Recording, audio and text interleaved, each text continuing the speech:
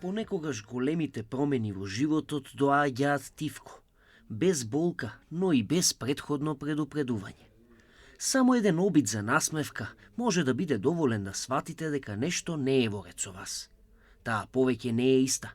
Вчера сте смееле природно, а веќе денеска насмевката ви е асиметрична. Половина дел од вашето лице едноставно не ве слуша.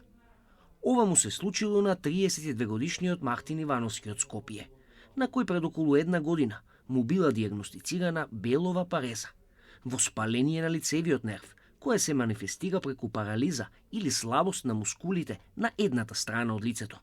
Ја немав појма што е белова пареза, не очекував дека нешто такво може да ми се случи, а со симптоми реално и немаш. Значи беше едно како чувство, мислам дека бев на ручек или нешто така, пробуваш да гризнеш и наеднаш од една страна имаш губиток на осет, ама не го осеќаш. Значи, многу чудно чувство е, како предчувство е дури.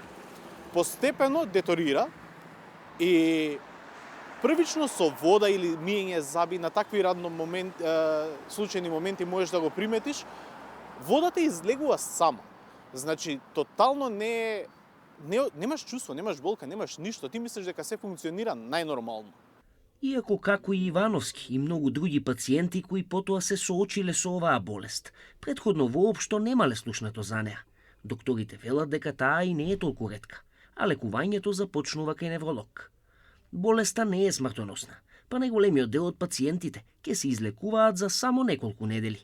Афектирани може да бидат, односно зафатени било која популација, дури и деца, но најчесто се јавува на некаква возраст од 15 до 60 години.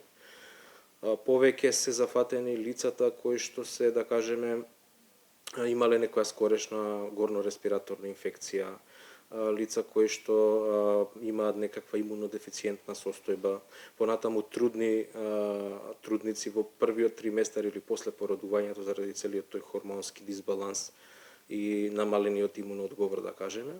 И во основа болеста е од непозната етиологија, односно идиопатска, ние велиме. Точен причинител не може да се знае, но ние претпоставуваме дека некогаш е тоа предизвикано од вирус, односно најчест вирус кој што се поврзува со оваа парализа е од групата на херпес вируси. Ивановски и самиот влегува во групата на пациенти кои релативно брзо оздравеле, но сепак тоа не ги исклучува непријатностите кои ги доживеал и тоа најмногу во периодот кога болеста го достигнала својот пик. Кај мене ја имав среќа, барем траеше прилично кратко. Мислам дека некои си 2 недели ме држеше, нешто така, и постепено, после тоа дознав дека усвари тоа е стискање на главниот нерв што е на лицето, афектира цела една десна страна или можеби двете, ја имав една половична за белова парализа и постепено мислам дека урокот недела и пол се влоши од многу малце, се мрда скрос лицето, до целата една страна не можеш да ја мрднеш, седи константно падната надоле, окото ти е полузатворено, не можеш да го отвориш, но не можеш ни да го затвориш убаво, значи успиење кај мене не дојде до тој степен, но ја барем можев доволно да го затворам окото за да не ми се суши само толку внатре, да не треба капки да ставам. Така да многу чудна диагноза, многу чуден момент во мојот живот. Како што опишува и самиот и невролозите, велат дека првиот дел од лекувањето е терапијата со лекови, а клучно е пациентот што побрегу да посети доктор. Диагнозата се поставува врз основа на физикалниот преглед, доброземената анамнеза и некои дополнителни диагностички испитувања како компјутерска томографија, ЕМГ на фацијалниот нерв, евентуално магнетна резонанца и така натаму. Откако веќе ќе имаме таква диагноза, третманот е со кортикостероидна терапија. Има докази дека таквата терапија делува поволно врз текот на самото заболување. Во одредени случаи ние даваме и антивирусни лекови. Емпириски некогаш се додаваат антибиотици, ако нема доказ дека многу го менуваат текот на болеста. Иако кај голем дел од пациентите, дури и лековите можат да бидат доволни за целосно закрепнување, неретко се случува и по 2 до 3 недели да нема подобрување на оваа состојба. Поради ова, Докторите советуваат дека е многу значајно тогаш пациентите да започнат со физикална терапија. Најчесто со физикална медицина рехабилитација се започнува после првата контрола кај лекарот кој што го упатил пред се или кој што е ординирал терапијата, и тоа е најчесто после 1, 2 до 3 недели по појавата на беловата парализа.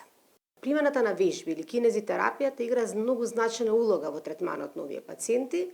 Што правиме со вежбите? Всушност не само што подобруваме трофиката и тонусот на мускулатурата, пред се на мимичната мускулатура, бидејќи таа е нервирана од страна на лицевиот нерв, исто така го подобруваме и патот на помеѓу мозокот, нервот и мускулот, значи подобруваме самата нервна спроводливост.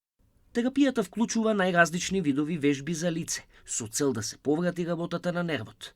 А докторката Билјана Калчовска објаснува дека не постои строго утврден период во кој пациентот ќе му се гарантира целосно заздравување. Калчовска објаснува дека важна е упорноста на самиот пациент и колку тој ќе ги практикува вежбите надвор од терапијата со стручно лице. Секој пациент е приказка сам за себе. Генерално, кога спредуваме физикална терапија и рехабилитација, ние спредуваме 15 до 20 дена со викенд паузи, што е значено. Очекуваме да резултатите ни бидат многу побрзи и поефикасни во првите неколку месеци до година дена по настанувањето на беловата парализа или пареза, така да третманите ги повторуваме.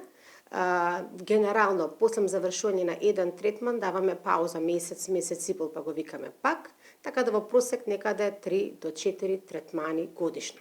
Сега, што е важно? Битно или значајно е да пациентот мора тие вежби ги изедува редовно во домашни услови, колку има мотив и желба пациентот да се врати во првобитната состојба. Секогаш резултатите кај тие пациенти ќе бидат побрзи. Најголемиот дел од пациентите завршуваат како Ивановски. Непријатноста поминува за само неколку недели и насмевката повторно е целосна. Иако ретко се зборува за неа, белова пареза секоја година погодува околу 1 до 3 пациенти на 10.000 жители. Најголемиот дел од случаите завршуваат како кај Ивановски. Закрепнувањето е брзо и целосно. Но стравот, неизвестноста и чувството дека не го контролирате сопственото лице се она што пациентите најдолго го паметат, дури и откако ќе се вратат во нормала.